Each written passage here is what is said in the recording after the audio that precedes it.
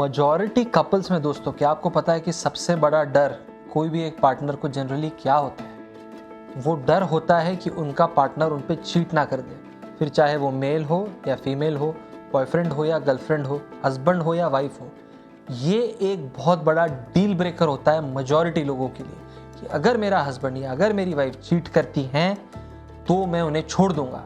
तो अगर ये इतनी बड़ी चीज़ है तो व्हाई डू पीपल चीट? ये वीडियो में हम इसके पीछे की साइकोलॉजी समझेंगे दोस्तों। नमस्कार दोस्तों, मैं हूं डॉक्टर सागर मुंडा, आपका दोस्त साइकाइट्रिस्ट। मुंबई और महाराष्ट्र के कई जगहों पे प्रैक्टिस करता हूं। तो सबसे पहला सवाल, बहुत बार लोग हमसे पूछते हैं कि डॉक्टर, क्या सिर्फ मेल्स ही चीट करते हैं या मेल्स का चीटिंग करने का प्रमाण बहुत ज़्यादा है? तो इसका आंसर स्टैटिस्टिक्स के हिसाब से ऐसा है कि मेल्स ज़्यादा चीट करते हैं, बट ऐसा नहीं कि फीमेल चीट नहीं करती है। तो अराउंड अगर आप 100 लोग देख रहे हैं जो चीट किए हैं, तो अराउंड 65% मेल्स होते हैं। बट धीरे धीरे as society is going in a specific direction, females भी जो चीट कर रही है उनका आंकड़ा बढ़ते जा रहा है। It's around 35%। कौन से प्रकार के लोग चीट करते हैं? तो कुछ इसके लिए पॉइंटर्स हैं। ऐसे लोग जो बहुत नार्सिसिस्टिक हो, नार्सिसिस्टिक का मतलब होता है ऐसे लोग जो बहुत सेल्फ सेंटर्ड हो, ऐसे लोग जिनको लगता है कि ब्रह्मांड मेरे आजू बाजू घूमता है, ऐसे लोग जो सामने वाले व्यक्ति की कदर नहीं करते। तो नार्सिसिस्टिक लोगों में देखा गया है कि चीटिंग का प्रमाण बहुत ज़्यादा है। ऐसे लोगों में चीटिंग का प्रमाण ज़्यादा है जो लेस अग्रीएबल है। अग्रीएबल व्यक्ति मतलब ऐसा व्यक्ति जिसकी थिंकिंग में फ्लेक्सिबिलिटी होती है, जो सामने वाले की थिंकिंग को ईजिली समझ पाता है। ऐसे लोग जो अग्रीएबल ईजिली नहीं होते हैं, जो अपने थॉट प्रोसेस पे अटके हुए होते हैं, वो भी चीट करने के चांसेस ज़्यादा होते हैं। ऐसे लोग जिनका प्रीवियस हिस्ट्री ऑफ इनफिडेलिटी है, उनमें भी चीटिंग का प्रमाण बहुत ज़्यादा है। एक कहावत है, इनफैक्ट एक मेडिकल सच्चाई है, एक साइकोलॉजिकल सच्चाई है कि the best predictor of future behaviour is past behaviour. तो अगर हिस्ट्री है इनफिडेलिटी की, तो आपके कान खड़े हो जाने चाहिए। अगर आप ऐसे व्यक्ति के पार्टनर हैं, चांसेस बहुत ज़्यादा है कि वो चीट करेंगे। अब हम बात करेंगे दोस्तों कि क्या कारण है साइकोलॉजिकली कि कोई व्यक्ति अपने स्पाउस पे चीट करता है, जिससे वो शायद प्यार करता हो, जिससे शायद वो मोहब्बत करता हो, अपने फैमिली को दाव पे क्यों लगाता है? तो इसका नंबर 1 रीज़न है, अगर रिलेशनशिप में हैप्पीनेस नहीं है। 90% लोग जिन्होंने चीट किया है, उन्होंने ये बात बताई है कि उनको रिलेशनशिप में लॉन्ग टर्म हैप्पीनेस नहीं मिल रही थी और इसके लिए वो रिलेशनशिप के बाहर गए। इसके लिए उन्होंने एक्स्ट्रा मैरिटल या फिर आउट ऑफ रिलेशनशिप अफेयर किया। दूसरा कारण होता है कि आपकी रिलेशनशिप इतनी खराब हो चुकी है, आपकी रिलेशनशिप इतनी बेकार हो चुकी है कि अगर सामने वाले को पता भी चल जाता है कि आपने चीट किया है, तो भी आपको फ़र्क नहीं पड़ता है। आई डोंट केयर कि पता भी चल जाए तो। ये होता है दूसरा रीज़न। अगला मुद्दा है, अगर धीरे धीरे जैसे रिलेशनशिप आगे बढ़ता है, आप आपके पार्टनर को घृणा की दृष्टि से देखते हैं या आप उनको कंटेम्प्ट से देखते हैं, आपको लगता है ये वर्थ इट ही नहीं है, मैं कितना अच्छा हूँ और ये देखो कितनी बेकार है, या मैं इतनी अच्छी हूँ ये देखो कितना बेकार है, तो ऐसे परिस्थिति में भी आप चीट करने के चांसेस हैं।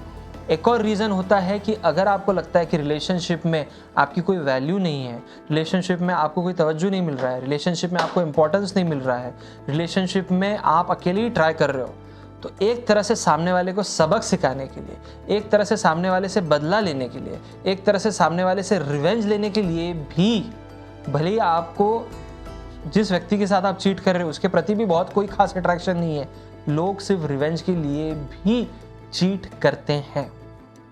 अगला मुद्दा है, ये भी काफ़ी कॉमन है, अराउंड 75 to 80% कपल्स में देखा गया है कि आपकी रिलेशनशिप भले ही इमोशनली ठीक है, सेक्सुअली वो बिल्कुल ठीक नहीं है। अगर सेक्सुअली आप डिससेटिस्फाइड है और वो लॉन्ग टर्म चल रहा है, लॉन्ग टर्म का मतलब क्या होता है कि एटलीस्ट वो साल भर चल रहा है, तो भले ही आपका इमोशनल कंपैटिबिलिटी अच्छा है, आप आउटसाइड मैरिज जाके, आउटसाइड रिलेशनशिप जाके चीट करने के चांसेस बहुत बढ़ जाते हैं। अगला मुद्दा है कि बहुत सारे लोग बोलते हैं कि we fell out of love, मतलब हमारी जो रिश्ते की बुनियाद थी, प्यार था, वो प्यार ही ख़त्म हो गया है, तो मुझे लगा कि मुझे कुछ एक्सप्लोरेशन करना है, मुझे लगा कि मुझे शायद दूसरे डायरेक्शन में जाना है। ये एक रीज़न है। इसके अलावा कोई लोग ऐसे भी कहते हैं कि हमारे को वैरायटी ट्राई करनी थी, हमारे को अलग अलग किस्म के लोगों से मिलना था, मुझे एक ही रिलेशनशिप में बॉक डाउन नहीं रहना था। ये चीज़ बहुत क्वेश्चनेबल है कि सिर्फ आपको वैरायटी चाहिए, सिर्फ आपको एक्सप्लोर करना है, इसलिए आप एक लॉन्ग टर्म रिलेशनशिप की जो स्टेबिलिटी है उसको छोड़ने के लिए तैयार हो। लेकिन जो बहुत इम्पल्सिव टाइप के लोग होते हैं, जो बहुत एक्सप्लोरेटरी टाइप के लोग होते हैं, जो बहुत ज़्यादा एडवेंचरस टाइप के लोग होते हैं, वो ऐसी चीज़ें भी करते हैं। इसके अलावा जब कोई पार्टनर को लगता है कि मेरे साथ लॉन्ग टर्म बहुत निगलेक्ट हुआ है, मैं तो इस रिलेशनशिप में रह के भी ना रहने के बराबर ही हूँ, तो भी आपका मन भटक सकता है और आप चीट कर सकते हैं। इसके अलावा एक बहुत इंपॉर्टेंट रीज़न है जो हम कहते हैं सिचुएशनल फैक्टर्स। जैसे कि आप पार्टी में गए, पार्टी में जाने के बाद आपका किसी के साथ इंस्टेंट केमिस्ट्री जम गया, उसके बाद आपने ड्रिंक ले ली, आपका खुद पे का इनिबिशन निकल गया और in the spurt of the moment वो चीज़ हो गई। भले ही आप वो चाहते नहीं थे, बट वो सिचुएशन वैसा क्रिएट हुआ और आपने आपके पार्टनर पे चीट कर दिया। तो ये चीज़ भी ऐसे पर्सनैलिटीज़ में होता है जो सब्सटेंस अब्यूज़ बहुत करते हैं, ऐसे पर्सनैलिटीज़ में होता है जिनका सेल्फ कंट्रोल बहुत पुअर है, और सिचुएशन भी ऐसा क्रिएट हुआ है जहाँ पे आपको अपॉर्चुनिटी बहुत मिल रही है कि आप अपोजिट जेंडर के व्यक्ति से मिल पा रहे हो इजीली। इसके अलावा आखिरी एक रीज़न जो है, जो बहुत ही दिलचस्प है, ये एक तरीका है खुद का सेल्फ एस्टीम बढ़ाने का। अगर एक रिलेशनशिप में कोई पार्टनर है जिसका सेल्फ कॉन्सेप्ट, जिसका खुद में विश्वास, जिसका सेल्फ कॉन्फिडेंस, जिसका सेल्फ एस्टीम बहुत कम है, जब वो मिरर में खुद को देखता है तो उसको लगता है कि भाई मैं तो कुछ भी नहीं हूँ, मैं तो एकदम चूहा हूँ या मैं चूहिया हूँ, या मेरा कोई इंपॉर्टेंस नहीं है, या मेरा कोई वजूद नहीं है, तो अपना इंपॉर्टेंस बढ़ाने के लिए, अपना सेल्फ एस्टीम बढ़ाने के लिए बहुत बार लोग अपने आप को वैलिडेट करने के लिए भी अपने लॉन्ग टर्म पार्टनरशिप के बाहर जाके चीट करते हैं। जब उनको पता चलता है कि जब मैं मार्केट में जा रही हूँ या जब मैं 4 लोगों को डेट कर रही हूँ और वो मुझे बहुत तारीफ़ों के पुल बांध के बात कर रहे हैं, तो अपने आप एस्टीम बढ़ता है। बट ये एक बहुत गलत स्ट्रैटेजी है, क्योंकि सेल्फ एस्टीम बढ़ाने के लिए आप वापस दूसरे का सहारा ले रहे हो और ये एक विशियस साइकिल शुरू हो जाता है। तो दोस्तों, हमने जाने कि क्या क्या मेजर रीजंस होते हैं कि लोग चीट करते हैं। फाइनली इस वीडियो में 3 रीजंस ऐसे जानेंगे कि इनफिडेलिटी होने के बाद, चीटिंग होने के बावजूद भी बहुत सारे लोग साथ में क्यों रहते हैं। 3 इसके मेन रीजंस है। पहला रीजन है, आपके दोस्त आपको क्या एडवाइस देते हैं। मान लीजिए your partner has cheated on you, उसके बाद अगर आपके दोस्त बोलते हैं ये तो बहुत बड़ी गलती कर दी उन्होंने, ऐसे कैसे व्यक्ति के साथ रह रहे हो आप, वो आपकी बिल्कुल कदर नहीं करते, बिल्कुल छोड़ देना चाहिए। और दूसरे केस में आपके फ्रेंड बोलते हैं कि यार उससे गलती हो गई, आप उसकी साइड भी समझ के लो, आपका 25 साल का रिलेशनशिप है, एकदम से चीज़ें ख़त्म नहीं कर सकते, आपके बच्चे भी है साथ में, और बाकी तो आपका रिलेशनशिप अच्छा ही है। तो ऐसे समय में फ्रेंड्स और फैमिली का एडवाइस नंबर 1 प्रेडिक्टर है कि आप साथ में रहेंगे या नहीं रहेंगे। बाकी कोई भी चीज़ उतनी इंपॉर्टेंट नहीं है। अगर इनफिडेलिटी हुई है उसके बाद आप साथ में रहेंगे या नहीं रहेंगे, ये निर्धारित करने के लिए नंबर 1 चीज़, जैसे मैंने अभी बताई, वो है फ्रेंड्स और फैमिली का क्या एडवाइस आता है।